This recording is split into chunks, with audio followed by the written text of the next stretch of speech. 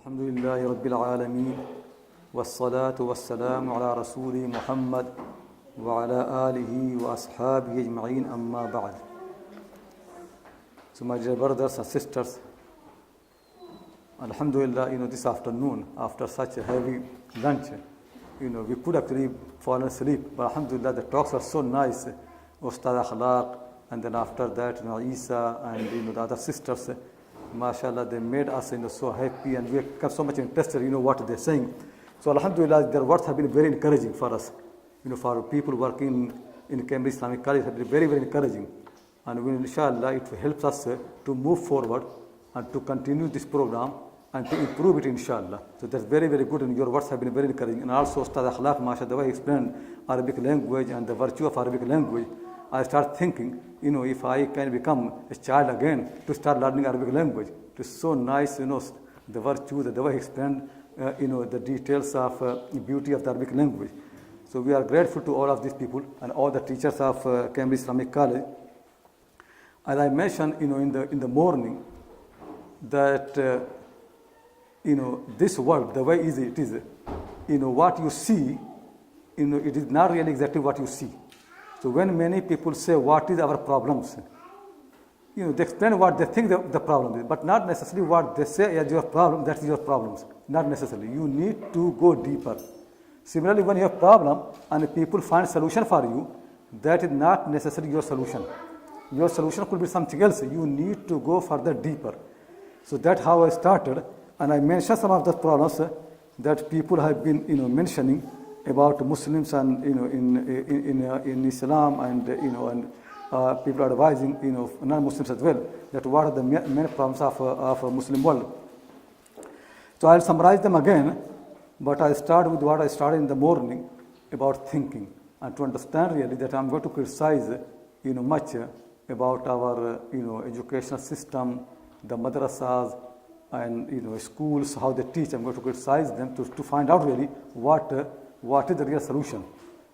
So as I mentioned in the morning, this poetic verse of Iqbal, where he says, "Dunya hai riwayat ke fandon mein giriftar, kya madrase walon ki tago." The whole world just follows tradition. They are put in the chain of tradition. Everybody follows tradition. Kya madrase walon ki tago. Madrasas, schools, and whatever they make effort, it's all basically about tradition and culture. कर सकते थे जो अपने ज़माने की इमामत, वो कोहना दिमाग अपने ज़माने के हैं पैरों. Those people who could have been imams and leaders of their time, because of their mind, which is very old, not thinking, they have become followers of their time. Now just think really that this is exactly what happening to us. Now in this world, when you ask non-Muslims what are the problems of the society, they'll give you details. When you ask Muslims and what are the problems of the society, they will mention exactly same thing, exactly same problems. When you ask non-Muslims what is the solution of the problems, they will give you a list of solutions. When you come to Muslims, you find exactly same solutions. When, for example, people have problem in marriage life, if you go to non-Muslims, they will find some solutions. You come to Muslims, they have exactly same solutions. Same solution for the problem. Many people will say when you have a problem, go for counseling. And people keep going, still problems keep increasing. When people have disunity and problems among their community, they have certain solutions. They follow solution, still the same thing. When the hatred in a community grows and people don't like you, so people say the problem is Islamophobia. And they make many conferences, many meetings and all this, but the problems keep increasing. So as I mentioned, that at the moment really, when you ask people what are the problems, people don't differ. Everybody mentions the same problem. Muslims and non-Muslims, all of them agree what are the problems. When you want to find out the solutions, Muslims and non-Muslims both agree what are the solutions.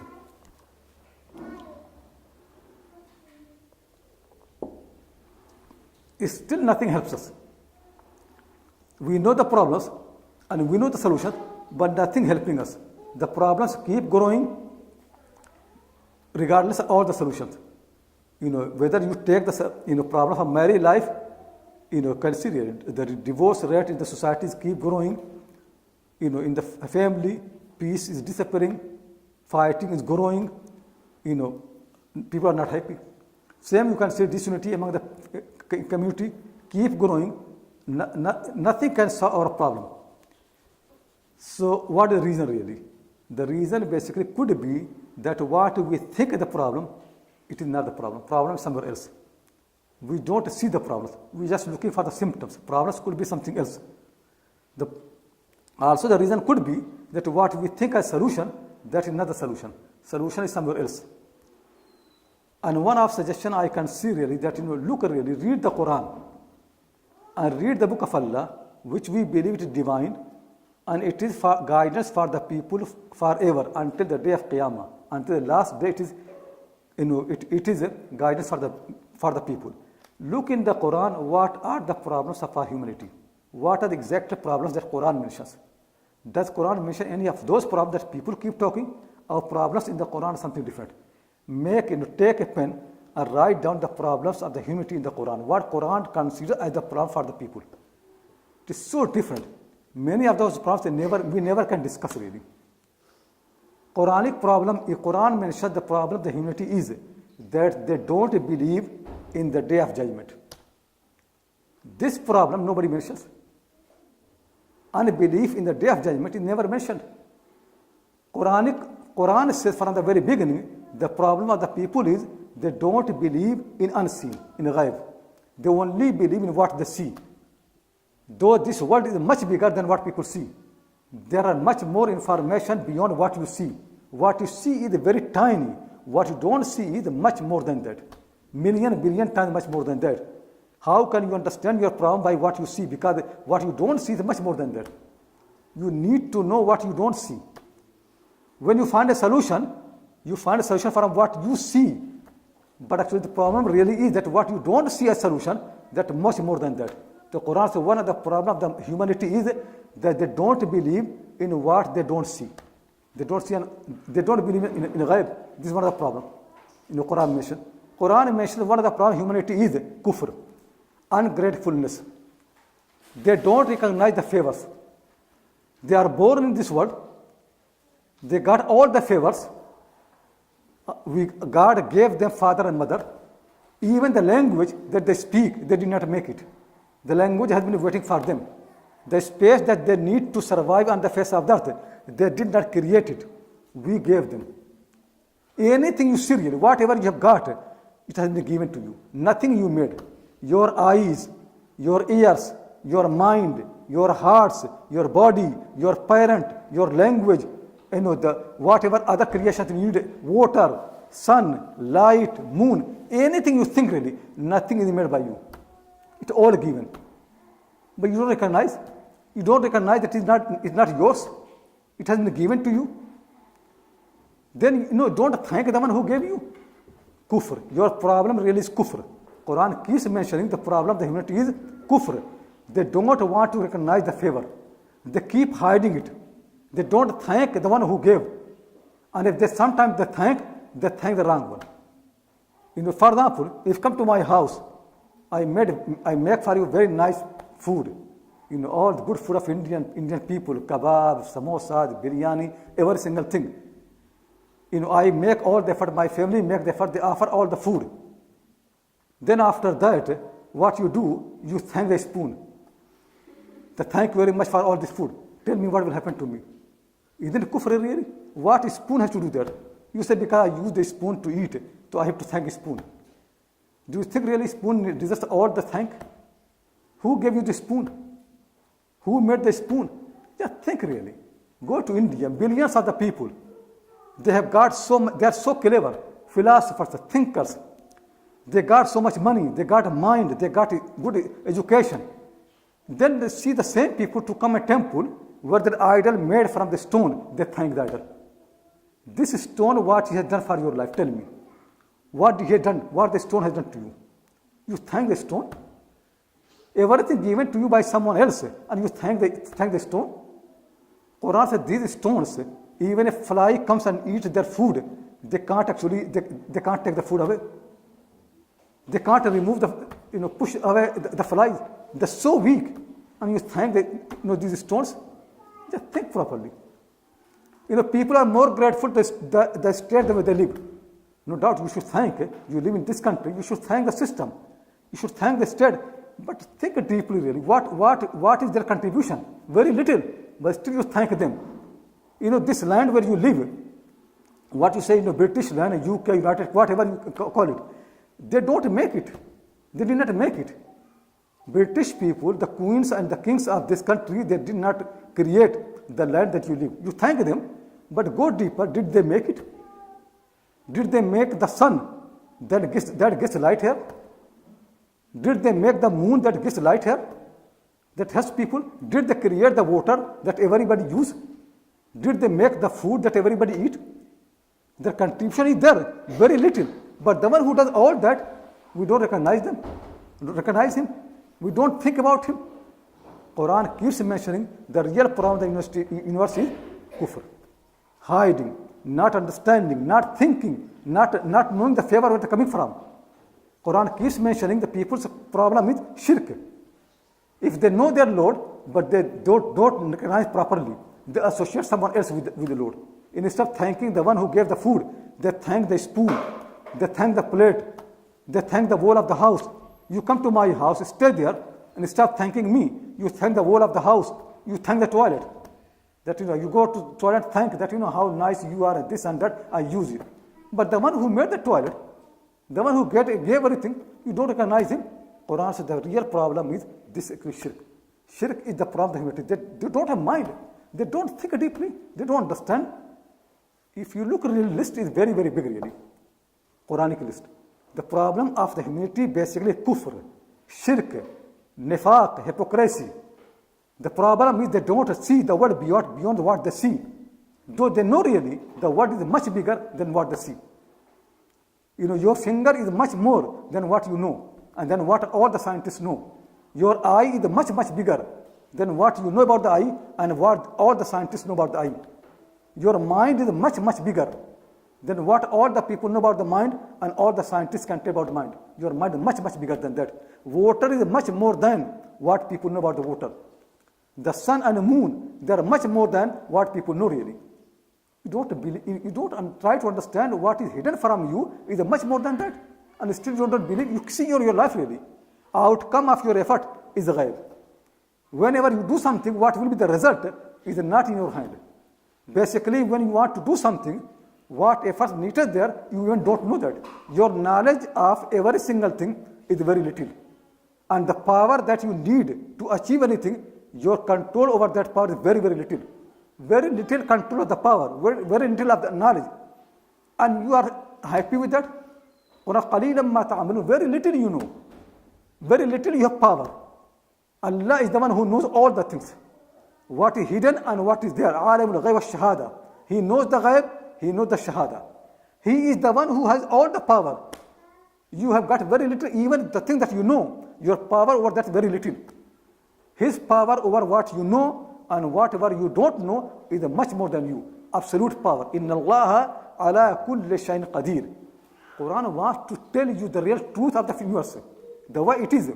We know only lies. We only know the false. You people come and they claim that we are independent. Isn't it lie really? Quran says, think real. Quran says you are not independent. You are my slave. Allah says you are my slave. I own you. I made you not independent. You are dependent. You depend on me. You depend on my creation. You are not independent. If I take away the food from you, you can't survive. If I can take away the water from you, you can't get the water. If I can take away from you the fire, you can't create the fire. If I can take away from you the power of speaking, you can't create speaking.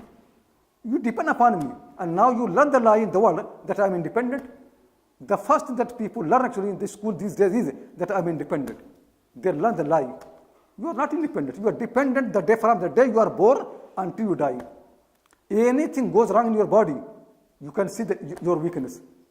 Any health problem happens, you can see your problem. If people get the cancer, they can see how weak they are. How much dependent we are on this world. And then we say we are independent. We claim that we are individual. Look really, you are not individual. Your son falls ill, can you eat food? Your mother has problem, can you eat food? Can you be happy? Can you say, I'm individual, I don't care about the people? You are individual. Your body, your mind, your heart are divided. There are so many claims, so many attractions. You are not, problem really is not recognizing, not knowing the world. It is the problem. It is really not thinking. The world is much more than you see. The power is much more than you own and control. What you own and control is very little. Even actually what you own and control, your power over that is very little. What you don't own and control, it is million, billion times much more than that. In this universe, what you know is very little to compare what you don't know. How can you do anything? You need to depend on the one who knows and on the one who controls. The one who has got the ghaib. Your future is not in your hand, as your past was not in your hand. The way he made you, you did not choose your parent, he chose your parent. You did not choose your land, he chose your land. You did not choose your language, he made your language. You did not choose the face of your face, he made your face. You did not choose your color, he made your colors. Just think really, what is your contribution? Don't recognize that? And then you are proud and arrogant and keep making arrogance and pride. The problem really is that we don't make effort to think and understand. And that, I'm trying to say that, the problems that you see could be they are not problems. Problems are what you don't see, because what you don't see, they are more than what you see. The solution that you think maybe they are not your solutions, because what you see is very little, and what you don't see, it is much more than that. You need to learn your problems from one who knows, and he's your Lord. He knows your problem. You need to come to him. Your solution, you don't know. You need to come to your Lord. He will tell you what is the solution of your problem, because you don't know, and he knows. This is what deep thinking is. Real thinking. Understand really your weakness. Understand your inability, that I'm unable, I'm weak person, we are weak creation, we don't know really. And you every day can see really, even the most powerful people on the face of the earth, they don't know their future. Most powerful nation on the face of the earth, they don't know their future. They don't know the outcome of their planning. They don't know really. Every day they face that things happen what they did not expect. Not that they run the world. Whatever power people can, actually God makes very clear, if you get all the power that you want, still you will not succeed. All your power will be under my hand. You never can succeed. All the power you want and all the money you want, they cannot guarantee any success to you. Actually, they will bring more failure to you. I know what to give to you. I know what you deserve. If I give you more than you want, it will be problem for you. You need to ask him what I need. We need to ask him what our knowledge. That is the problem really. We don't understand our problems. Our problems are not known to us. Our solutions are not known to us. That's why God gave this book, Quran. And Quran said, ذَلِكَ الْكِتَابُ لَا رَيْبَ فِيهِ. This book is the book of God. ذَلِكَ الْكِتَابُ ہے ذَلِكَ كِتَابُ اللَّهِ. That book has come from Allah. Not from the people. Not from Muhammad. Not from Arab people. It's not Arab people's book. It's not the book of Muhammad. It is not a book of any people in Arab land. That book is only from the Creator, from the Master. لا ريب فيه أي لا ريب في كونه منزلا من عند الله. There's no doubt the book has come from him. And that's why Quran said later on, وَإِن كُنْتُ فِي رَيْبٍ مِمَّا نَزَّلْنَا. If you have doubt that it is not from Allah, then make something like that. Make a surah like that. This book is not from humanity. This is not from you. Nobody can make it. It is purely from me. And why I sent the book? Because in this world you really don't know what is your problem. You don't know what is your solution. You have no idea. I sent the book so it can guide you. هُدًى لِلْمُتَّقِينَ. The book has come to guide you, to teach you what is your problem, to teach you what is your solution. This is actually what we need to learn from this book. That I'm trying to say. The problem happens is we don't know the problems, we are wasting our time. We don't know solutions and we are wasting our time.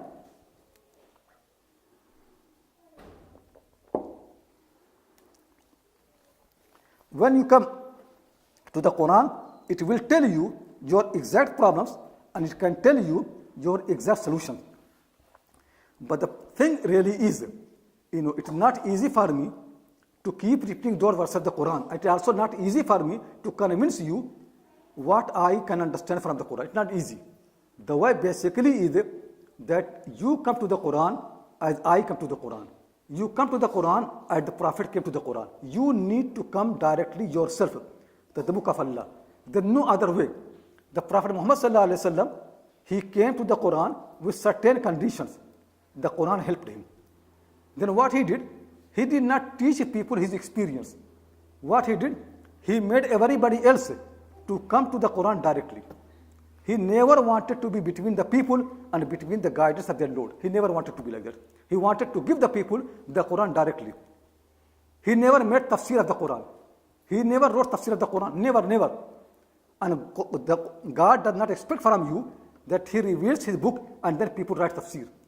He just wants the people to be guided by the book. That's what the Prophet did really. He got guidance from the book and then he gave the book to everybody else. They get the guidance. And they got the guidance. They never thought the Prophet Muhammad between them. That's what they did. What this book does, this book actually removes the curtain. The problem really is that people have got so many curtains between them and between the truth. These curtains don't let them to understand the truth as they are. The curtains are what? Curtains of ignorance, curtains of the culture, curtains of even of knowledge. So many curtains. When you look at the reality, you look from these curtains. You don't understand what the book does from very beginning. Removes all the curtains. Your eye becomes sharper. Quran makes you to think directly, to understand properly. The first thing Quran does, removes all the curtains, makes you sharper. Like Iqbal says about the Prophet Ibrahim, that's why Quran keeps mentioning the stories of the Prophet, because the prophets were so good in thinking and looking at the thing freshly.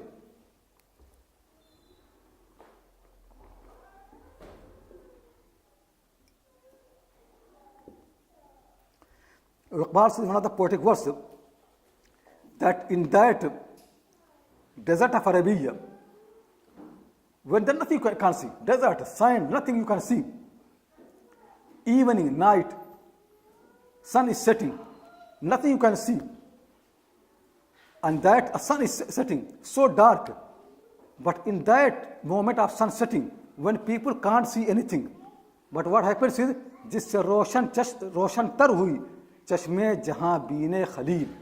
In that moment, at that moment, when the sun was setting, when darkness is covering the whole universe, when people can't see anything, जिससे रोशन तर हुई चश्मे जहां बीने Khalil.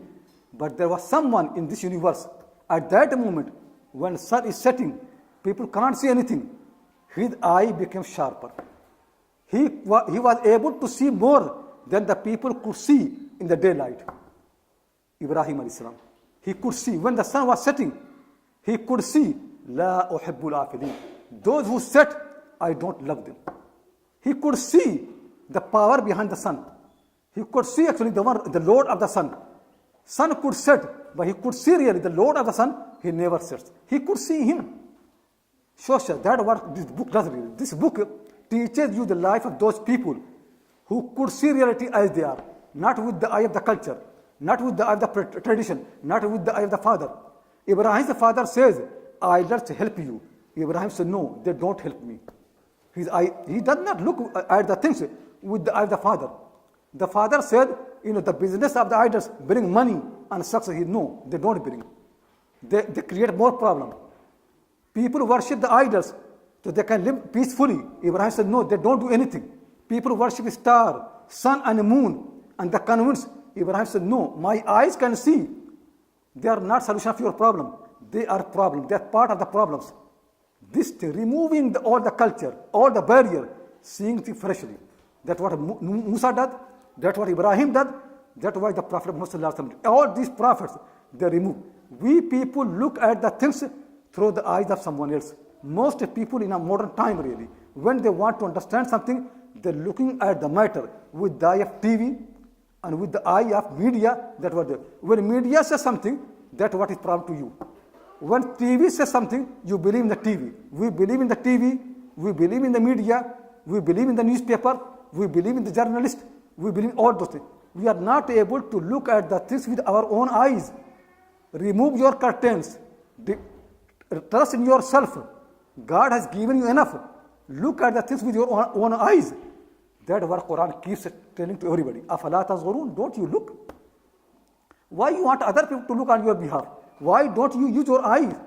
Quran says, أَفَلَا تَعْقِلُونَ. Why you have to rely on other people's mind? Why do you rely on other people's thinking? Don't you think yourself? أَفَلَا تَعْقِلُونَ. Don't you think? Look around you. Look the universe. Quran is against the people who want to follow someone blindly. Quran never allows people to follow anybody blindly. This book teaches you, use your mind, use your faculties, use your resources, think for yourself and think by yourself. You are responsible. It is your life matters. You should look. Don't depend on the people. Even Quran does not allow the women to depend on their husbands. Quran does not allow the men to depend on their wives. No. Men and women both have to look independently. Don't trust in the people. It is your eye, your life, your mind. Think for yourself. It is your Lord. He wants to help you. Try to understand the truth as they are. Don't look with eyes of the people. Quran removes all the curtains. This is how this great book is. But tell me really how we read. We think our responsibility for the scripture is only one, reciting the book. The book which came to have a function, to guide the people. The book has become just a sacred book. You can't touch it. You can't read it. You have to put it somewhere on the shelf. You can't make your back towards the Quran. Sacred book. No function of the book. You have to read in the Quran, in Taraweeh, in Ramadan. You have to finish one whole Quran in Ramadan. That's why book came. And when somebody dies, then you read the Quran. The book which came for the life, now we read for the death. That's why book came. This book came to guide you when you are alive. Now we have no purpose for the book when we are alive. We want book to be read when we die. Is it this book? Book of the dead people? The book has come from Rahman, most merciful. He wants to have mercy upon you through the book. Ar-Rahman, Allama al-Quran. He is Rahman. So many things from the mercy. But his biggest mercy is the book. This is the biggest mercy he has given to you, the book. But we don't learn that. When we die, then somebody come and read on my grave, and then I think I'm salvated. That's why book has come. Think really. Do we respect the book? Right? When the book came and changed the Prophet sallallahu alaihi wasallam. Yatime ki na khada Quran durust. Kutub khane haft millat bashust. An orphan, born and grown up in the land of Arab people. Orphan, no father, no mother, nobody is raising him, no school, no learning, no education, nothing really. He never knew Aristotle. He never knew Plato. He never knew any scripture. Never went to a school. Never went to any madrasa. He did not go to anywhere. He does not know what Aristotle had been teaching. Does not know Greek philosophy. Does not know Indian tradition. Does not know Chinese culture. Has no idea of Roman achievement. Does not know Roman law. Nothing. An orphan who could not even read properly. Does not know reading. Does not know writing. Kutub khane haft millat bashust. But when he got this book, he abrogated and washed libraries of all the religions. Finish. His coming was the beginning of new era in the history of mankind. Where he got the knowledge from? He does not have Greek tradition. Arab people don't have philosophy, their own philosophy. Where did he learn? Nobody from his family had been Jew. Nobody was Christian. Did not learn from anybody.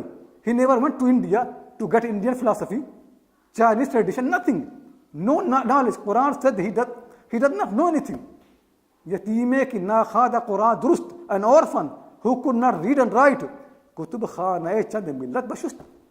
Then he was able to clean and wash out all the libraries, bring a new era, new understanding, the Quran. When the Quran came, the man who did not know anything, he became knowledgeable. The one who never read any philosophy, he was able to abrogate all the philosophy. The one who never had any scripture from the heaven, he was able to abrogate all of them. The Quran. He came to the Quran as a thirsty person. Every single word of the Quran, every single guidance mattered to him. He was keen to the guidance. When revelation of the Quran is delayed, he is desperate for the Quran. He loves the Quran. And when the Quran comes, he finds the peace. He loves the book so much, reads in the late night, early night, during the daytime, keeps reading. He got so much peace and comfort with the Quran. Quran was his book. Guidance for him, solved the problem. And you read actually his biography, you can see the wisdom which he spoke after the Quran, he never knew before that. Read all the books of the Hadith, Sahih Bukhari, Sahih Muslim. So much wisdom. None of the wisdom he has been able to tell people before the Quran. He derives all the wisdom from the Quran. Then, so successful life. Now you want to solve the family problem. And the people say that, I got married within 1 month. I'm tired. I can't solve the problem. Look at this person. Got 9 wives at the same time. Able to solve every problem. How many wives? 9 wives at the same time, but able to solve all the problems. Where did he get knowledge? Counseling? Did he counsel anybody? Where did he get knowledge from? Just think really. What happened to him? People who had been fighting each other, Khazraj and Aus, for more than 100 years, fighting all the time. Quraysh are fighting. Banu Hashim and Banu Umayyah are in rivalry. Banu Makhzum have rivalry. Arab tribes are fighting each other. After Nubiyan have a war for 150 years, fighting. And many people of the tribes have been finished and perished. What? The fighting started a small thing. That the camels of one tribe, they came and had water before the camels for the tribe. This thing make a war for 150 years among Arab people. Just a small thing, that how can your camel drink the water before my camels? I am better than you. How could happen? For that they fought for 150 years. What happened? When this man got this book, he was able to unite them. Aus and Khazraj, the war between them finished. Arab tribes became united, and they became such a great power, challenging all the world under one leadership. Now the followers of the same Nabi, same Prophet, people of the same Quran, they complain that we are disunited. Just think what has gone wrong. Your Prophet with the same book was able to unite the people who have been fighting for 150 years. He was able to unite Aus and Khazraj. Quran said that before that you were like that, fighting. Then Allah subhanahu wa ta'ala had done favor upon you. He made you one people, one nation, united. And now you complain that our problem can be solved. Conferences, all these things. Indian people, so many conferences. How you can become united. Arab people have been so many conferences, how come united? No unity. All these conferences, all these meetings. Actually, so many meetings have been in this country just to be united about the moon sighting. We failed. We are so weak, we can't unite ourselves for moon sighting. We can't start our day of Ramadan, same day, all the people. Even in Ramadan, we differ. About Eid, we differ. But your Prophet with the same Quran was able to unite all the people. Fighting for 150 years, make them one nation, one people, so strong people. Just see what happened. You think your relation with the people only one relation, that you kill them. Look at your Prophet, your messenger. What was his way? How was he? The people in Makkah al-Mukarramah, though they did not like him when he became messenger, but they believe that he is the most trustworthy person in the valley. In Makkah al-Mukarramah, there is nobody more trustworthy than him. Even the day when they forced him to leave Makkah al-Mukarramah, the people's money, people's amana, people's trust was in his hand. They trust in him so much. A trustworthy man. Now nobody trusts you. He created a nation. People love to be their neighbor. People used to think if my neighbor is a Muslim, then the honor of my family, my daughters, my sisters, they are safe. In this country, when Muslims established their rule in Spain, and Qurtuba became such a great center of learning, big university.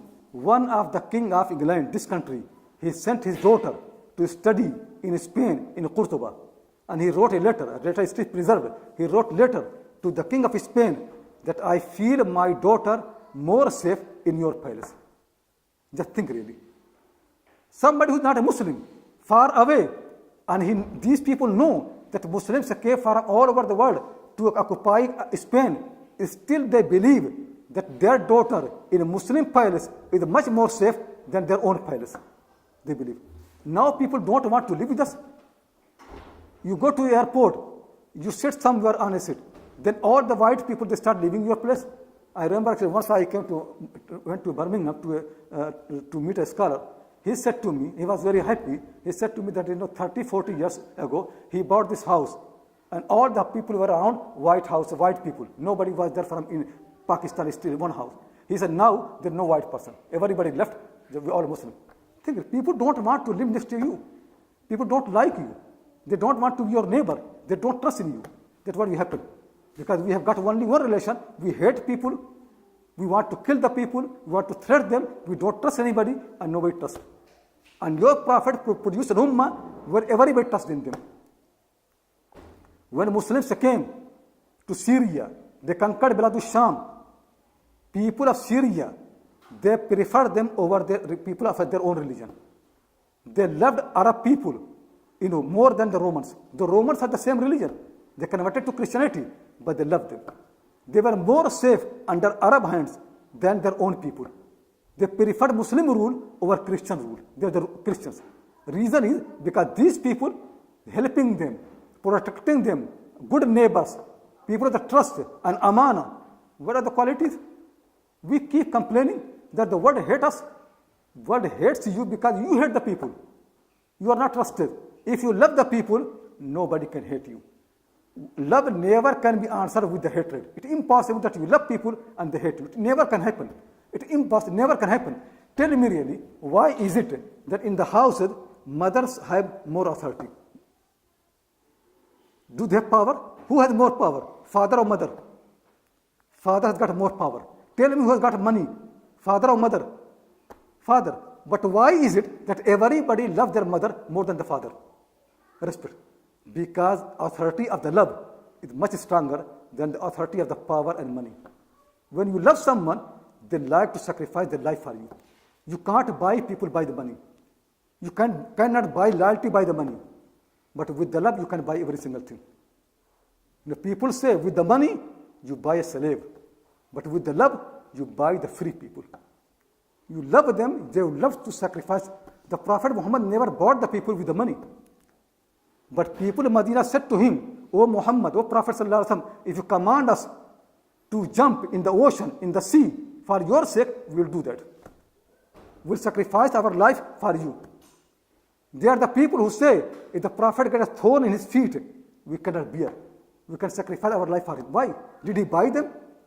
Did he give them money? No, the love. The power of the love is much, much stronger than the power of, power of the money and the power itself.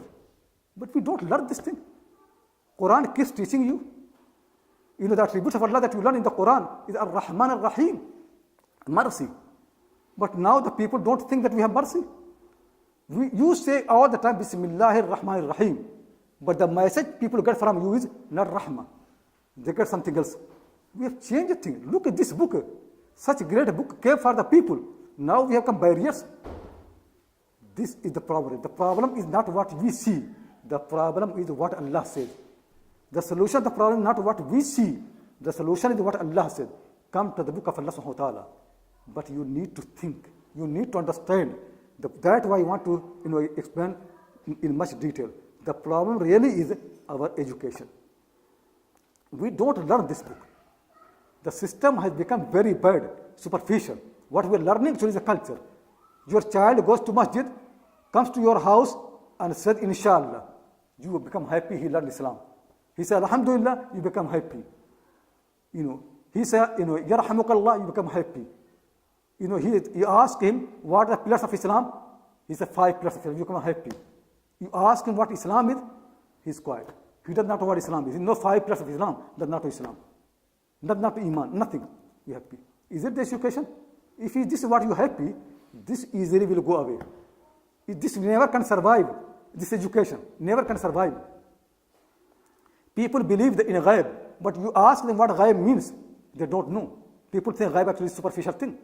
Okay, to believe something you don't see, how can it be good belief? People should believe in what they see. How can you believe in something you don't see? We cannot explain our religion. People learn Islam, but they don't understand it. The way really is, try to understand this thing properly. If you don't understand something, you don't know it. It's a simple matter. If you don't understand something, you don't know it. If your child does not know, does not understand why he says inshallah, then your child has not learned inshallah. If your child does not know what alhamdulillah means and why he has to say alhamdulillah and what alhamdulillah does, then your child does not know alhamdulillah. If your child does not understand what la ilaha illallah means and what its impact is on the life in general, your child does not know la ilaha illallah. If your child does not understand what iman means and how iman can be stronger than the mountains can be shaken, iman never can be shaken. If your child does not understand the meaning of iman, he does not know iman. If your child does not know why Ibrahim was able to sacrifice his son Ismail when Allah said to him in dream, not in revelation, just in dream. Ibrahim saw in dream to his and said to his child, Ya bunayya inni ara fil manami anni adbahuka fanzur madha tara. Oh my beloved son, I have seen in my dream, I am slaughtering you, killing you. What do you think? قال يا أبت فعل ما تؤمر ستجدني إن شاء الله من الصابرين. And then فلما أسلما, when Ibrahim and Ismail both did Islam. If your child does not know what Islam means, does not understand, he does not know it. It will become like Jews. In the same surah where Quran mentioned Islam of Ibrahim, how great Islam of Ibrahim is, in the same surah Quran mentioned the story of family of Ibrahim, Bani Israel. And the Quran said, when Musa said to Bani Israel, Inna Allah ya'murukum an tadbahu baqara. Not in the dream. Clear revelation. Revelation come to Musa alayhi salam. Go and tell your people, slaughter a cow. Not in dream. Clear revelation. But what the people said? Did he ask them to slaughter their sons? Ibrahim was commanded to slaughter a son, not in revelation, in the dream. But in the morning, he is going to slaughter the son. Now sons of Ibrahim, they get revelation to slaughter just a cow, nothing else really. A cow, anybody can do. Did they slaughter? No. Keep asking question after the question.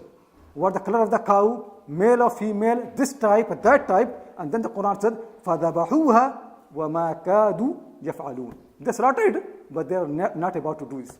They did not want. This is actually what our Islam is really. Allah commands us to do the prayers on the time. And then we say, why 5 times? If I can be doing 4 times, why not we can combine between Maghrib and Isha, during the summertime? It doesn't make sense to pray Maghrib and they go home, they come for Isha, so much waste of time. If we pray Maghrib and Isha together, we save some time. 15 minutes are saved. So let's combine between 2 prayers. That's how we think. Just seriously, if we have this mind, can we obey our Lord? Can we solve the problem? Prayer which was meant to solve the problem, now the prayer becomes a problem. Now we think praying more is a problem. We think your prophet wanted to have 50 prayers. When Allah gave him prayer 50 times, he was so happy that my nation has got such a big gift. Then Musa asked him, you don't know the people, I know the people. Go and ask your Lord to reduce until it became 5. Then Musa asked him, your people even cannot do 5. Go and ask your Lord to make it even less. The prophet said, I feel shyness to go and ask my Lord again. Your prophet says that, Allah subhanahu wa ta'ala, جُعَلَتْ قُرَّةُ عَيْنِي فِي الصَّلَاةِ, coolness of my eye has been made in the prayer. Your prophet says about him, his people say, إِذَا حَزَبَهُ أَمْرٌ فَازِعَ عَلَى الصَّلَاةِ. When he has a problem, he used to take refuge in the prayer. Now we think the prayer is a problem. Tell me really, what do we understand? If you think like that, do you think your child understands the prayer?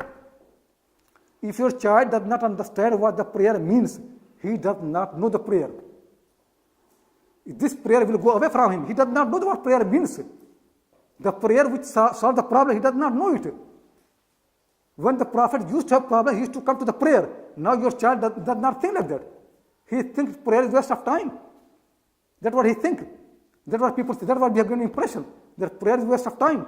It's wasting our time. It's not solution. Just think really. The way we are teaching Islam is basically all superficial. People don't learn anything. They try to say first thing, understand any educational system which does not make people to understand. It is waste of time. If you teach people the Quran and people don't understand the Quran, they did not learn the Quran. If you teach the people the prayer, but they don't understand the prayer, they did not know the prayer. If you teach people Alhamdulillah, but they don't understand, they did not know. They did not learn what Alhamdulillah is. If you don't understand something, simple thing is you don't know it. Let's accept this truth, that basically we don't know Islam because we don't understand it. We don't know the prayer because we don't understand the prayer. We don't know the fasting because we don't understand the fasting. We don't know this great book because we don't understand it. You can keep the Quran on the shelves. Even you can make a library in your mind where you memorize all the Quran. It basically adding like one more mushaf to the library. If your library has got 1,000 copies of the Quran and you memorize, you add one more copy. That's what happening. Memorizing of the Quran, just add one more copy of the Quran in the universe. If you don't understand it, if you just memorize the Quran, you create one more copy of the Quran, but you don't know the Quran. This book is not just memorization. This book is not a hifz by memory. It is hifz by understanding, by thinking. It asks. Ibn Umar, many companions, they say, we learn Surah Al-Baqarah in 10 years. Now a child can learn Surah Al-Baqarah, memorize Surah Al-Baqarah within a month. Some people can do it within few days, whole Surah Al-Baqarah. But companions say that we learned the Surah Al-Baqarah in 10 years. What was there? Now you read Surah Hud, nothing happened to you. Nothing. People ask the Prophet Muhammad sallallahu alaihi wasallam, why is it that your hair got gray so quickly? You're still young, but your hairs are so gray and white. What happened to you? What he said? Shayyabatni Hudun wa akhawatuha. Surah Hud and other surah like that, they made my hair gray. What is Surah Hud that he reads and then his hairs become gray? What happened to Surah Hud? Do you know? Now in Taraweeh, people read Surah Hud, nothing happened to anybody. Nothing. The Prophet read Surah Hud and his hair got gray. He used to read the Quran and his people could see like his chest is boiling. Tears are coming from his eyes and his companions. What is there in the Quran? He makes him cry. Makes him in pain. What in the Quran is? Makes him shaken. It's the same book. This book, what Quran said about this book, لو أنزلنا هذا القرآن على جبل لرأيته خاشعا متصدعا من خشية الله. If we have sent down the Quran on a mountain have been like pieces. The Quran is like a attribute of Allah. Musa alayhi salam said to Allah subhanahu wa ta'ala, Rabbi arini anzur ilayk. Oh my Lord, show me, I want to look at you. Allah said to Musa alayhi salam, oh Musa, look at the mountain. If you can see the mountain, you can see me. فَلَمَّا تَجَلَّى رَبُّهُ لِلْجَبَلِ جَعَلَهُ دَكَّةً. When reflection of Allah's light came on the mountain became in pieces. وَخَرَّ مُوسَى صَيْقًا. And Musa fell unconscious. Could not bear it. That's how the Quran is. Quran is like Allah's attribute, Allah's sifa. If Allah looks at mountain become in pieces. If Quran revealed to mountain, Quran said mountains will be in pieces. Now the same Quran we read and memorize, nothing happened to us. Because we don't understand the book. So let's know we don't know the book. So tell me that what we know. We don't know Iman because we don't understand Iman. Iman is not what La ilaha illallah. Iman is deeper than that. Iman is deeper than your skin. If people take away from you your skin, you feel pain. Iman is even deeper than that. People can take away from the people their skins and bones, but believers, nobody can take away their belief from them. If belief is so deep, really, you can make a believer in pieces, but his belief never can come out. It's so deep. But our belief is actually much lighter than his skin. People can take skin, people can believe. We don't know what belief means because we don't understand Iman. We don't understand Iman, so we don't know Iman. We don't understand Islam, we don't know Islam. Otherwise, Islam is the Islam really. When the Quran says, وَلَهُ أَسْلَمَ مَنْ فِي السَّمَاوَاتِ وَمَنْ فِي الْأَرْضِ. All the heaven and earth, they are Muslim. Surrender to Allah subhanahu wa ta'ala. They are Hanif like Ibrahim. Quran said, the people say, Isa Islam is son of God. قَالُوا اتَّخَذَ اللَّهُ وَلَدًا. Allah has got a son. تَكَادُ السَّمَاوَاتُ يتفطرن منه وتنشق الأرض وتخر الجبال هدا أن دعوا للرحمن ولدا. The skies are about to split. The mountains will come in pieces. The earth will split. People say God has got a son. They say this, God has got a son. It is universe has more Iman Islam than us. We hear people saying God has got a son. Nothing happened to us. Allah said this is such a great slander, such a great lie, that skies and earth, they are about to split, to become in pieces. They can't bear it like Ibrahim. Their eyes are Hanif as Ibrahim. You think only Ibrahim is Hanif? No, Ibrahim and all the things in the universe, they are like Ibrahim. Ibrahim cannot bear any shirk. Similarly, the universe cannot bear. My dear brother, sister, understand this thing that we don't know really. We don't understand Iman, so we don't know Iman. We don't understand Islam, so we don't know Islam. We don't understand Sharia. So truth is, we don't know Sharia. We don't understand the prayer, Salah. So then we don't know Salah. We don't understand what fasting means. The truth is, we don't know fasting. Truth really is, we are ignorant. We don't know things and we claim. We want to solve the problem. Tell me, can you solve the problem with ignorance? We are ignorant people. Quran is there, but we don't know it. So that's why the first thing really is, make it clear. If you learn something and you don't understand it, then you don't know it. And our educational system all over the world is like that. People learn without understanding. Even secular education, same thing. What they understand is very superficial. Depth of the knowledge is not there. People don't learn the wisdom behind the knowledge. Most people, they don't know. Quran says, وَلَكِنَّ أَكْثَرَ النَّاسِ لَا يَعْلَمُونَ. Most people don't know, because most people, they don't think. Quran says, لَا يَعْقِلُونَ. They don't think. They don't understand. System of education should be one which makes people to think, which is able to remove the curtains from the eye, which can help people to think freshly, understand the realities as they are, truth as it is. That was the need. If we don't bring that education system, then we have no right to complain that our children leave Islam. They will leave Islam. How can they hold something which they don't understand? Why are your children going to be believers if they don't know what belief means? How are they going to be Muslim if they don't know what Islam means? How are they going to follow the Quran if they don't know what Quran means? They know what other things mean. They follow that. But how they can get the Quran? We need to change the system. Our education system, our centers of learning, our madrasad, they are like a museum. Do you know what a museum means? If you go to a museum, no meaning of the life. Museum is basically an old history which has no relevance to the society. If you go to a museum, they will tell you what the people used to use in a stone age. But you are not living in a stone age. That museum has no solution for this age. If you've grown up in a museum, you become expert of the stone age, you know everything about the stone age. Tell me, when you come out from the museum, can you solve problem of your age? No. Because you learned about the stone age, you did not learn about your own age. Madrasad are offering solution for stone age. You learn their Greek philosophy, you learn their Greek logic, you learn their all the things which have no relevance to your society. When you come out from the madrasa, you come out to a new world about which you don't know anything. How can you solve the problem? You come out from the madrasa, you never learn the Quran. Read any madrasa curriculum, Quran is not there. Dars Nizami curriculum, which was the most popular one in last 300 years in India, Pakistan, Bangladesh, until now in this country.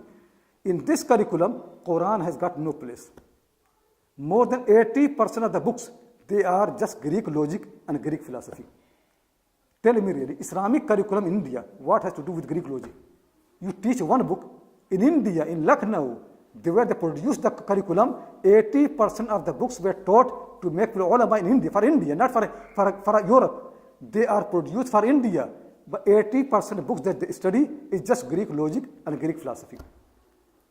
Some books are textbooks, most of them are commentaries and hashiya and footnotes and marginal notes. That's what they are. Just think, if you study this curriculum, what are you going to offer for the people? You think 80% of the books are like that. Then after that, all Arabic grammar. And those books of grammar, which has no life really. Those books of grammar which are worse than anything. Shibli Nomani used to say about one of the book of the grammar in India, Sharh Jami. He used to say, in that book there's everything other than the grammar. You learn a book for grammar, but you don't learn grammar. That's how they used to learn. How much hadith was there? Nothing. One book, Mishkat. Before Mishkat, Masharq Anwar. Just few hundred hadiths, nothing more than that. No Bukhari, no Muslim, no Abu Dawud, nothing from sources other than one book. And they become ulama in India just by this curriculum. About Quran, nothing except Jalalain. Shibli Nomani said the words of Jalalain, they are less than the words of the Quran. This is tafsir you read. 80% of curriculum is Greek logic philosophy. They have more respect than the Quran. Tell me, if you don't understand the Quran, how are you going to solve the problem in your community? You don't know really. It is just, I am trying to say, it is just museum. You are learning Greek logic, and Greek logic they don't learn as it evolved. They learn Greek logic of ancient time. Even they don't learn Ibn Sina and Farabi. Even if they learn, they become more clever. They are learning corrupt logic, corrupt people's writing. Those even cannot write Arabic properly. You can find so many mistakes of grammar.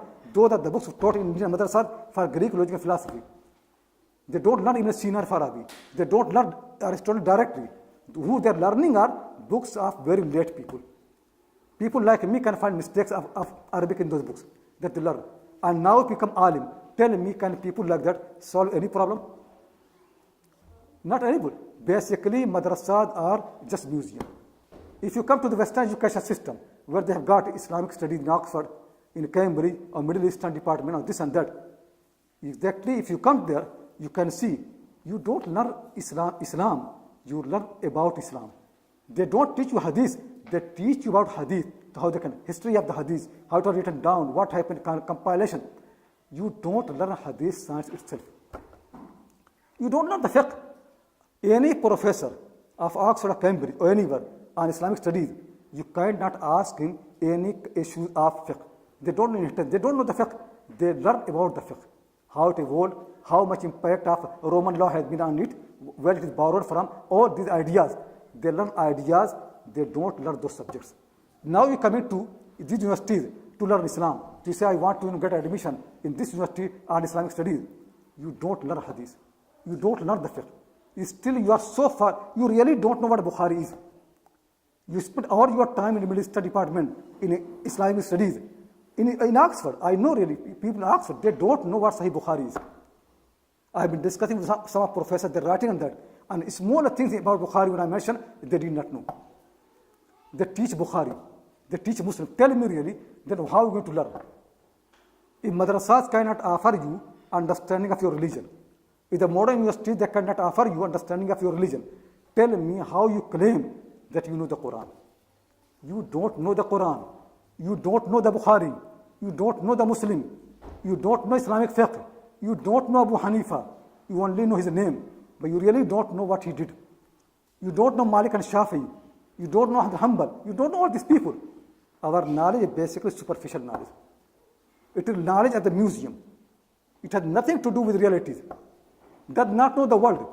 We are not able to solve any problem. Tell me really, if we are like that, and then we complain that our children, when they go to the schools and universities, they leave Islam, they have to leave. Because what they learn there has more relevance. At least they prove something. They demonstrate something. They make a proper argument. They learn from the day when, from first day. If you write an essay, you have to consult earliest possible source. They teach you about primary sources, about secondary sources. Even if children of the high school, A level, they know this thing. You go to a mufti in this country, an alim, and ask him about a fatwa.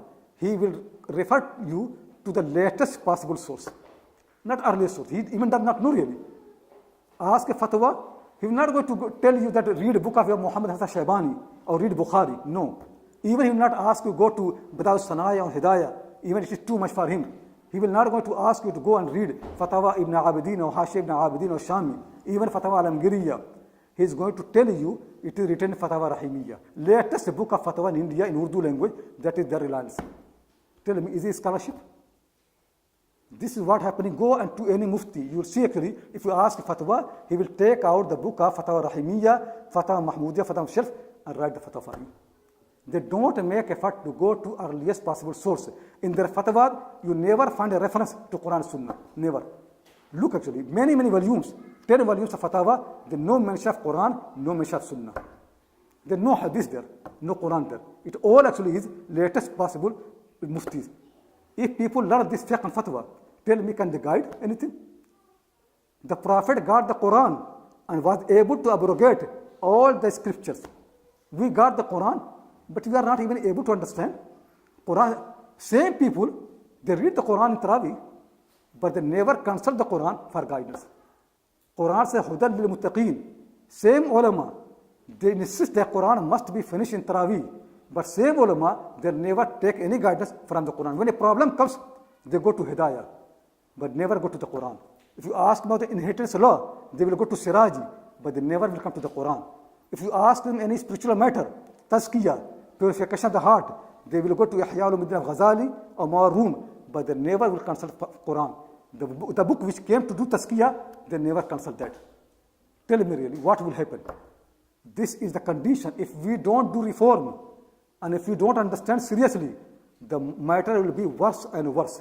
We need to reform our education system properly, deeply. We need to bring those institutions which teach people how to understand and how to think. Then children learn the Quran, they understand the Quran, they know the Quran. Sahaba said, we learn Iman before learning the Quran. We never learn Iman. Tell me, does anybody learn Iman? Most people, even the ulama, if you ask them what Iman means, they don't know really. You ask them what difference between Iman and Islam is, they don't know the difference between Iman and Islam. We don't know Iman. If we don't know Iman, how can we know Quran? Sahaba say we learn Iman, then we learn the Quran. We neither learn Iman, neither learn the Quran. This is a really problem. We need really to solve it. Centers of learning, they have become just culture. They teach culture. What they teach in the name of Islam, teaching the culture. Now, Brother Abdul Latif was saying that in Turkey, it is the same problem. Two groups are fighting because the name of two different scholars. And all this culture, they don't go beyond that. They have made their identity to one of the scholars of the latest period and they fight. Why don't you leave that scholar who divides you and come to the Quran Sunnah? Why you want just to hold fast this man or that man? Somebody is fighting for Sheikh Albani, somebody is fighting for Sheikh Allama Kauthari, somebody is fighting for Maulana Thanvi, Maulana Gangohi. They will divide you because everybody got their own Maulana Thani, Maulana Gangohi. Leave them. Come back to the Quran. Come back to the source. Come back to the Sunnah. Come back to companions. Make effort to understand. Quran will unite you. Quran said, وَاعْتَصِمُوا بِحَبْلِ اللَّهِ جَمِيعًا وَلَا تَفَرَّقُوا. We come to the Quran, unity. Quran unites the people, but make effort to understand. That actually our concern has been for a long time in this country. And alhamdulillah, people have been working with me like Faisal and Zafar and all these people. The concern has been that we should really make effort to establish something and which actually can develop in a proper curriculum where people can come and understand and think. No, we know it is not easy. It's going to take time, but it needs support of the people. We need really support and help the people. We need really to develop this curriculum properly, where people spend some time, they learn the grammar, they understand the grammar. They know it. When they learn Arabic language, they know it. When they learn Quran, they know it. When they learn the Sunnah, they know it. When they learn the prayer, they know it. Then they can be guided and they can guide the people. So this is actually the basic purpose behind the idea of Cambridge Islamic College. No doubt really, we know it is too much for us, but we need to start. We really need to start. We need to get the good teachers who can devote their life, make their commitment to have this to happen, who actually are ready to teach people understanding and thinking, not to follow, not to just to copy things, not to memorize the thing, not to repeat the same thing, not to follow someone blindly, rather than to follow themselves, to think for themselves. We want to produce thinkers. That's why in the curriculum we include those books which are written by the thinkers, who used to think really. You get the mind of Islam, so they teach you how to think. People who used to think about the Quran, about Sunnah, their books have been included in the curriculum. So when students learn them properly, they know how to think. They know how to understand.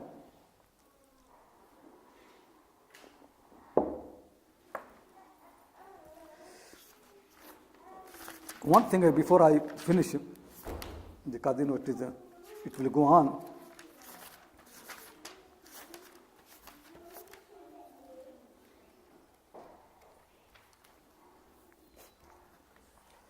I'll just read some poetry because I think people become tired. You have explained so much anyway, and I myself tired, so I will read some poetry. One poem is about how our houses have become. That I said to you, there is no difference between our house and non-Muslim house. Muslim house, non-Muslim house, both are same. Though we make so much claim. And second one is effort. The first one is one of the poet from Pakistan. He left Pakistan, he went to America. Then he came back to Pakistan, so he wrote this poem. He says, बाद मुद्दत के वतन लौट के देखा मैंने, घर मेरा था या किसी और का सोचा मैंने.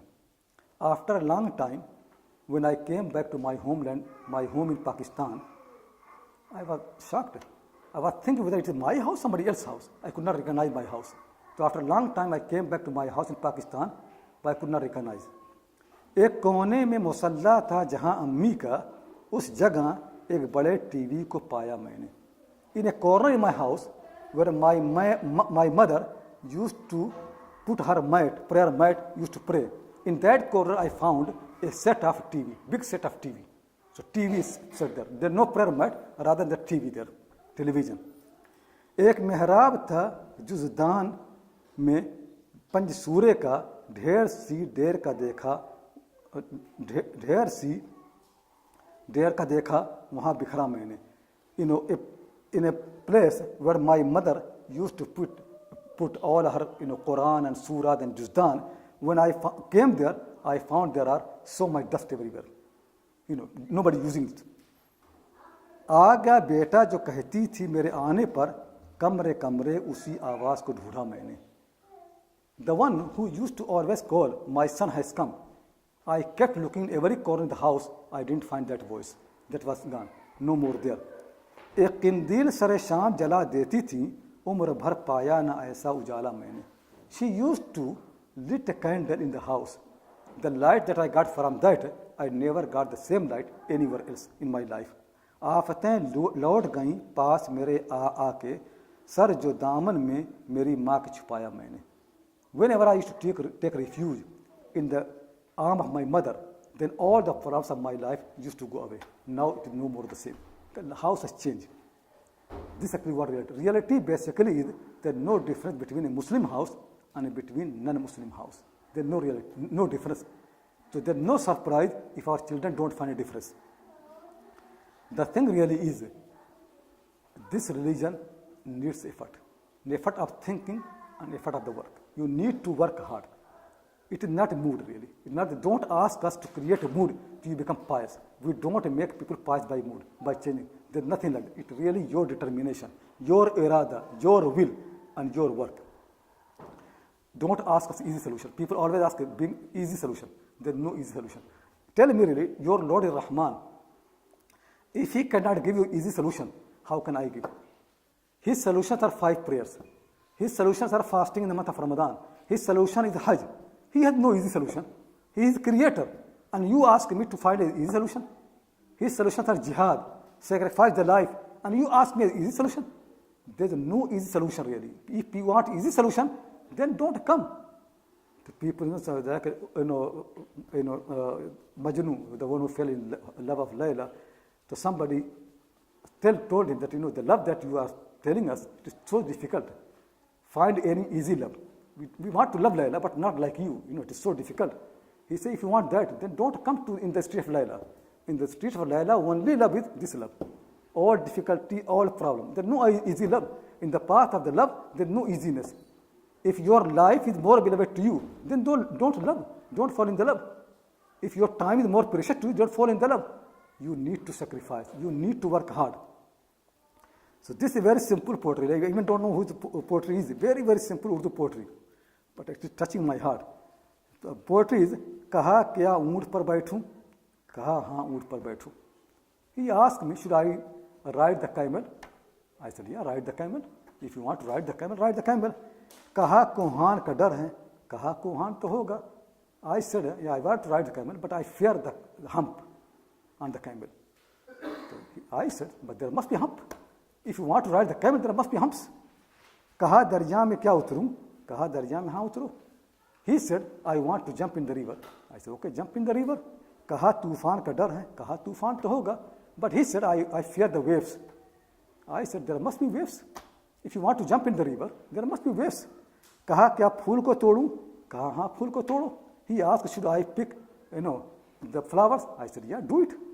कहा परखार का डर है, कहा परखार तो होगा. He said, but I fear thorns. I said, there must be thorns. You can't ride camel without hump. If you ride camel, there must be humps.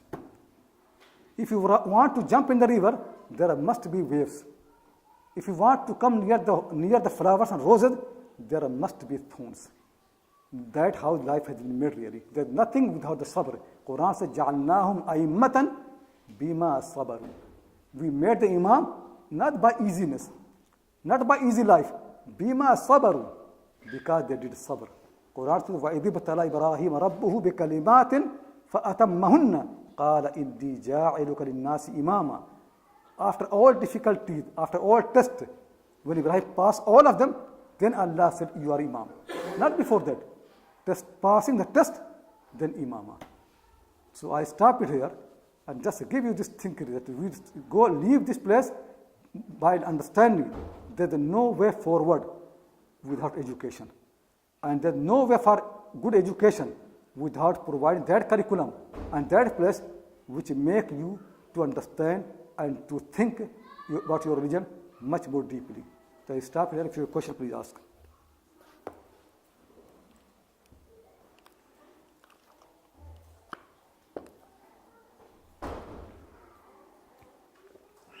Okay. Any questions, inshallah?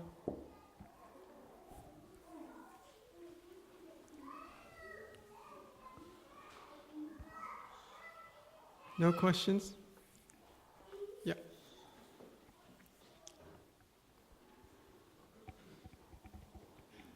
Assalamu alaikum wa jazakallah khair.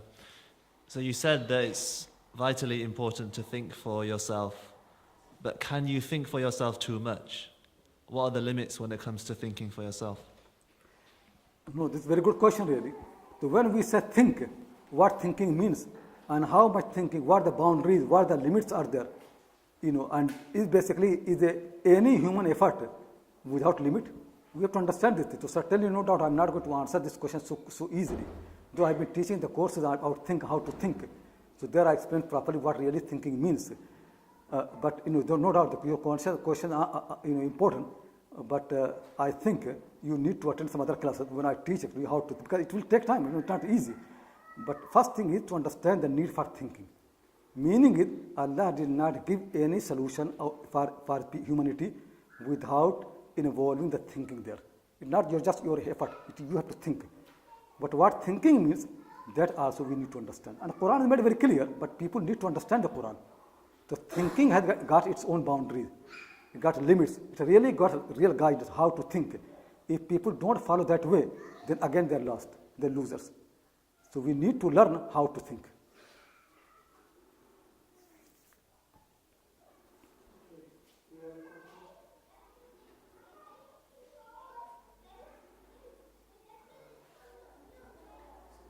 In terms of what people can do at home, we talked mainly about the college and madrasas, and what should the parents be doing at home at an early stage and at a stage where they can... Simple. Actually, the problem of the word, try to understand what the problem of the word really. The problem of the word is not there is a conflict between religion and between reason.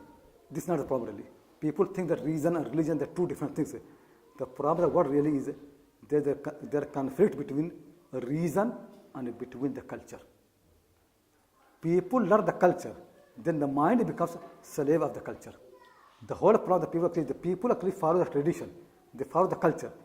They are not able to remove the culture from their mind and think freshly for their nature. Just think really. Simple. I give just an example. When an Indian person becomes hungry, he wants to find food.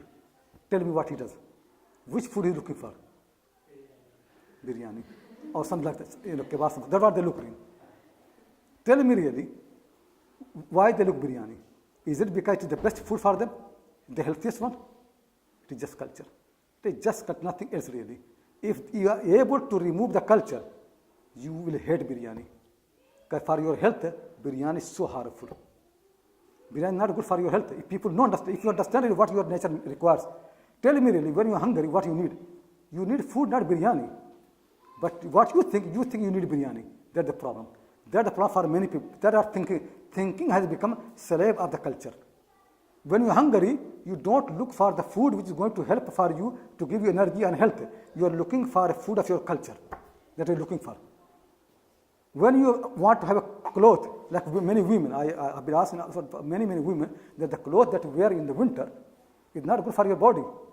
But this is what culture is. So when you need a cloth, tell me really, do you look on your nature? What my nature is? In the winter, what I need? In the summer, what I need? No. You look for the culture. You want the cloth which everybody wants to have. You want to follow a fashion, culture. That is the problem really. Problem of the people is that their mind has become slave of the culture and tradition. They don't think for themselves. They don't, for example, a plant. If you want to grow a plant, a rose, in flowers in your garden, you want to know the nature. You want to know how much light they need, how much water they need. You need to learn. And if you do follow that thing, then you'll grow. But we human have no importance. You want to grow, you want to raise a child, but you never learn his nature. The food that you give your child from the beginning, have you ever learned really? It is not what he needs from nature. You corrupt the nature. From very beginning, you corrupt the nature of the people. From very beginning, we just teach people the culture. We don't teach people the nature. Reason means reason which can help people according to their nature. If people follow their nature properly, that's what religion is. That's what Ibrahim was successful. Ibrahim was able to remove all the culture and all the tradition and think for his nature. That is Quran. What Ibrahim was thinking, that is the nature of the humanity. That's how people are born. He created the people. If you are able to raise your children according to the human nature, they will be good. They will be pious. They will be obedient. But if you teach them the culture, raise them according to culture, tradition, according to fashion, then you corrupt them from the very beginning. Most people, 99 more than that, people raise their children according to certain culture, according to certain tradition. They never make effort to understand the nature of their children. And that's why whatever they do, it actually brings more problem for everybody. You corrupt their taste, you corrupt actually every single thing. And after that, if somebody teaches them nature, they don't know it. Because nature has been corrupted. They are no more able to do. After that, if you want to give them simple food, like Indian people, food to them means their food. If you give them any healthy food, they not do it. The reason is because from beginning, the nature has been corrupted. If the child was born, from that time, if mothers would have been giving them healthy food, good food, they would have learned it. But when the nature has been corrupted, after that, bringing back to the nature is very, very difficult. You need someone like Ibrahim. That is the problem of people really. When people raise the children, when people raise anybody, when people want to reform anybody, they teach people culture, they don't teach people their nature. And solution is in the nature. Because Allah has given you nature. He wants you to follow that. Understand the nature and follow that. But we don't understand. We don't follow that. We impose a culture. You can't impose a culture on flower. You never. If you give biryani to rose, it will die. It's only human being you can corrupt. But rest of the nature, you can't corrupt it. If you give biryani to any plant, they will die. It is poison. But human being, you can raise them on the poison. And then after that, you want them to be natural properly? Never. Because now they got the poison. They got habit of the poison. They never come true. You need to teach people what they need according to their nature, not what the culture imposes.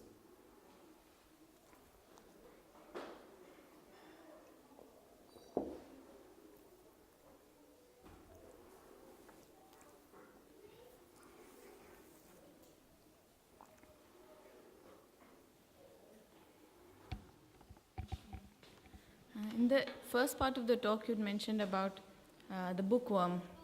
And I think today, maybe Iqbal would be even happy if there were even bookworms in our community, because now even people don't even read books, leave alone become the moth. Sometimes I think like we discourage people from reading certain things, but it's very rare even to find someone who reads a book. before says I've read a book. They will just read the first page and say I've read the book, or, So what about the culture of reading is probably, what do you think? Do you feel? Actually, you have to repeat the question because the thing is, I got echo. I couldn't hear properly. You have to repeat the question. Then I can answer. Yeah. Okay, sister was saying that you mentioned the poetry of Iqbal about the bookworm and the moth. Yeah. And sister was saying that if Iqbal was living today, he would be happy if people were at least bookworms, because she's saying that people nowadays don't even read books, let alone think and do anything more than that. No, the way it's going on, really, it's very bad, really. People have been created. Have seen how we are, shoulders, arms, basically. Now people use the mobile phone. You will see, really, if evolution is true, soon the people will become like that. Because that's what they do. Because, your body is made like that, so you walk like that. But you don't do this. What you do, really, you need a body like that. That's what you need. So soon your body, after a few generations, will be born this way. This is very bad happening, no doubt. Sisters right, really. At least their culture was much better. But even that's not right. But this what happening is laziness, easiness. People don't want, they want to invent more and more of those machines which even don't let you think. They think for you. Tell me what will happen, really. They want the computer to drive your car. You don't drive the car. Laziness, silly. What are you going to do? Just think, really. If this is what will happen, you can't make food. You cannot drive the car. Some, machine drive the car. You don't need to even calculate any simple calculation. Mobile phones, now all the services are available on the mobile phone. Tell me really what will happen. We will become more stupid than anything. Even the animals will know in this world more than us. Even a cow will have more experience of life than human being. That you can see, really. A cow knows about the life more than us. This will happen. Soon time will come. A donkey will be better than us. Soon time will come. You will see. Because the donkeys, they know the nature more than us. We don't know anything. Natural world has finished for us. We don't know surroundings. People go and pass by the trees. They don't notice on mobile phone. I'm just really surprised. Nothing attracts them. You walk in a garden, in a park, you're on the mobile phone. All the flowers and the roses and the green thing in the garden, nothing attracts you. All the mobile phones, only thing matters mobile phone. 10 people, and everybody looking in the mobile phone. So tell me what happened. You don't learn anything. God made this world not just food. He made the universe as a food for your mind. You look at tree, you learn. You look at the star, you learn. You look at the moon, you learn something. You look at, why it is that the children from the beginning, you can see their life take a little time because they learn. Now people don't learn, the life passes very quickly. Because if you learn, look at the tree, stars, moon, sun, you reflect, it takes time. So your time passes, slowly, and you can learn. But nothing matters other than mobile phone. So what will happen? We'll really become stupid. We'll never learn how to use the universe. Nothing. So basically the way things happening is, things are becoming more clever and human being is becoming more and more stupid. And soon you see really, the next generation will be even more stupid.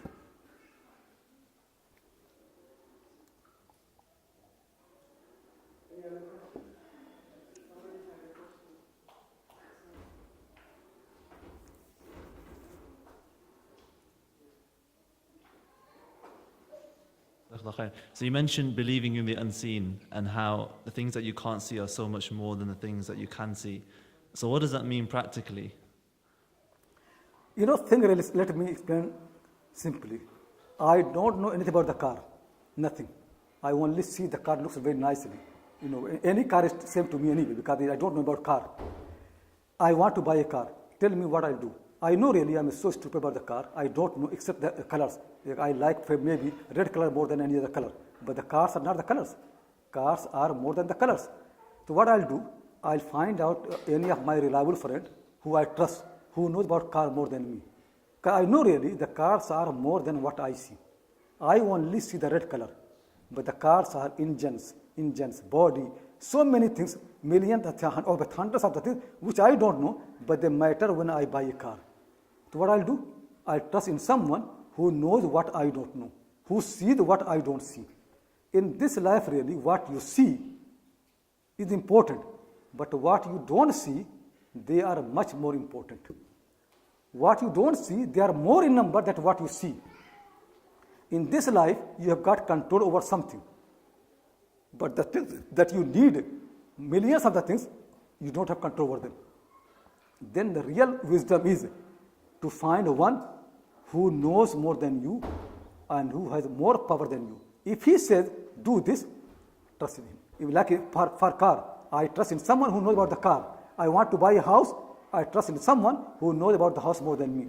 Whenever I want to buy a computer in Oxford, so I've got a friend, in Ditco in Oxford, his name is Mutahar, he's good about computer. I just ask him and he buys for me because I don't know anything. So whatever he said, I trust in him.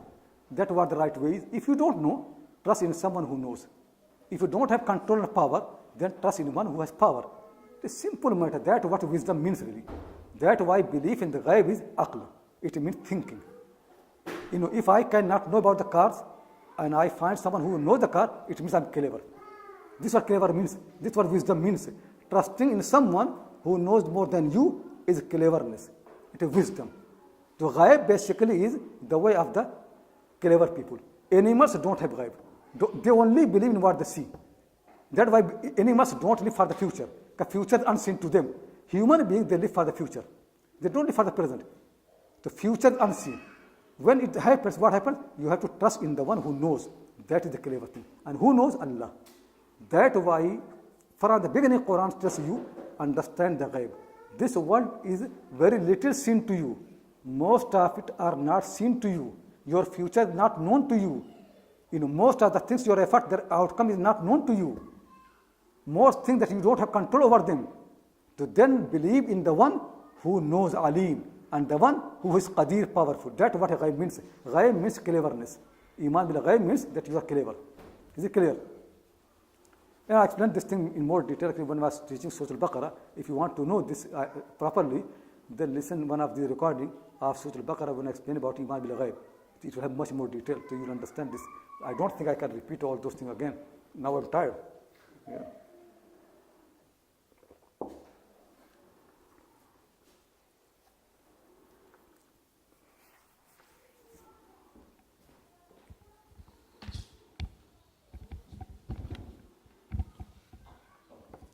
Assalamu alaikum, Sheikh.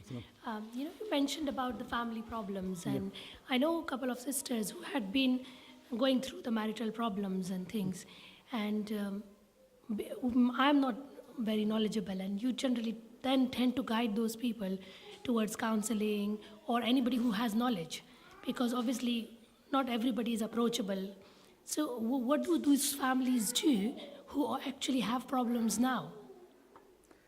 Thing really, I have been involved in so many marriage problems. I really know properly that in this country, in our time, people really don't know what marriage means. So if you don't know what the function of marriage is, you are really marrying for wrong reason. When you marry for wrong reason, you don't get it.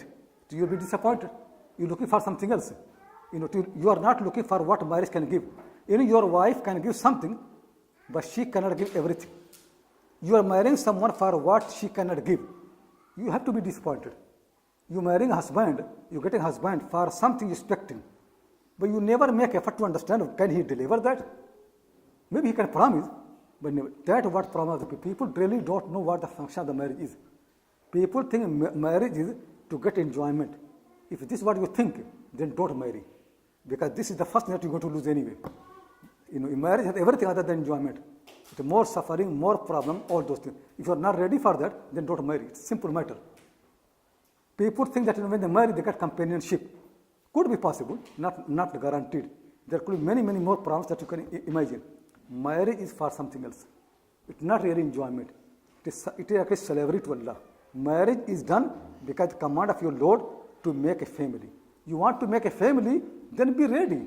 I want to make a family. Maybe my wife is not same as I wanted, but still she can help me to get the family. That's fine. As long as the family is there and my marriage can help for the family, I'm happy. I don't care about anything else. Maybe I don't get the companionship that I expected, but at least I can get family. That's what the function. If the function is done properly, other things don't matter. But people don't know the function of the marriage. What they're expecting for a marriage, something else. Then they keep complaining all the time. Simple complaint. Like one of the ladies, she phoned me, she less than one month married, she's one of my students. She said to me that she feels that her husband does not pay to her same attention that she deserves. So I said to, if you do like that, certainly your marriage has to fail. Somebody phoned me, she wants to get a divorce from her husband. So I said, what's the reason that he does not provide you accommodation? He says, no, he has given me a house. Then he give you money, enough to spend. No, he's very good in this money. Then he look after children properly. He look after. Then what the problem? So she said, because I don't think that I get same companionship from him which I expected. So tell me really, if these are the reasons for which you marry and you don't get and you want to divorce, what will happen? Then you don't know the marriage. You can't live with anybody. People really, that's why we need really, I've been saying that we need really proper courses and training, teaching what marriage means in Islam. Not in Islam really, generally. Marriage always has one meaning, and that is to make the family. When you make the family, everything else you have to sacrifice. To achieve anything in this life, you need to sacrifice. Your enjoyment, your sleep, your food, your drink, your taste, everything will have to be sacrificed for the sake of. If husband and wife both are selfish, they can't create family. Family only can come in existence if both of them, they make sacrifice. If they don't make sacrifice, family cannot exist. That's what family means. Having family is like the food of Lahore. So the people eat curry of Lahore, very nice, tasty, and all those things. But if you see them, what happens is they sweat. They're from the eye, from the ear, from the all the time. It's so hard curry. I remember one of my friends in Oxford in the beginning before my family. He used to make curry. So hot, you cannot eat, but we loved it so nicely. The same how people of the Lahore, they with their curry is like that. So much hot, sweating from everywhere. If you see them, you think they are suffering. But you ask them, they say, no, we enjoy. So that's how the believers are really. They marry, everybody thinks they are suffering because so much problem. But they're happy because they get the function, they get the family, they get the children. That's what they enjoy. They see the result of the effort. If somebody good cook in a restaurant, he sweats.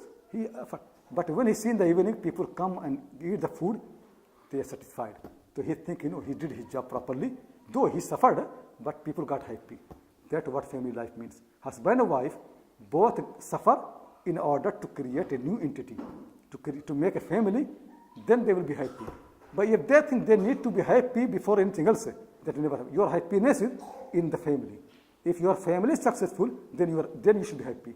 Like a slave of Allah. He is happy when his Lord is pleased to him. If your Lord is pleased, then you should be pleased. But you think, no, I should be pleased whether my Lord is pleased or not. It's never going to happen. So people don't understand what the function of the marriage. Function of the marriage is to make a family.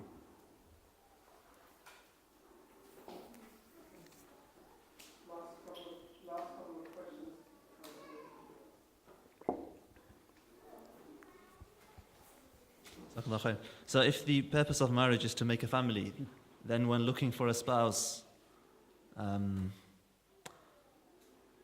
so it sounds like we shouldn't be too fussy about who we marry. Is that correct to say? Exactly, that's what should be. That's why you can see people keep looking for 10 years, 20 years, they are not married. Because they're looking for something which does not exist. What you need really a wife with whom you can have family. Meaning the wife who can respect you, you can respect her, and you are both are ready to make a family. Then after that, if there is something attraction, some beauty, secondary matter, that's fine. But that should not be the main thing. Main thing should be someone who can know how to live together. Because living together is not easy. So people need to have sabr. People need to be less angry. They can control their anger. They can respect each other. They are ready to sacrifice. If you get someone like that, then get married. But if you think you want to marry the most beautiful person on the face of the earth, and most learned and most this and all these qualities, then you will die and nothing will happen. Or maybe you marry, then you fail because you consider it not happening. Then you keep, it is basically like that. You come to a restaurant and then you say, I don't know what to eat, so let me taste every food. What will happen? You are not going to buy any food because by the time you taste this one, second one, third, you think maybe the first one is better. You will be confused. You leave the restaurant, you don't like any food. That's what many people do. They want to taste every woman to decide which one is their wife in the future. So they never can make their mind. You need to come to a restaurant with your mind what you want to eat. Then buy the food and be patient. If you want to marry, keep in your mind who you want to marry. Then get that person, marry and do sabr. But if you want to taste every single food in a restaurant, you will move from one restaurant to other restaurant. Actually, by that time, your hunger is gone anyway. You will not eat anything, not buy anything. Modern people, they don't buy the food. They want to taste every food. They don't want to marry. They don't have anything in mind. They just want to taste everything. Allah never made world like that. You need to make your mind what you want and then get that and be patient. Do sabr.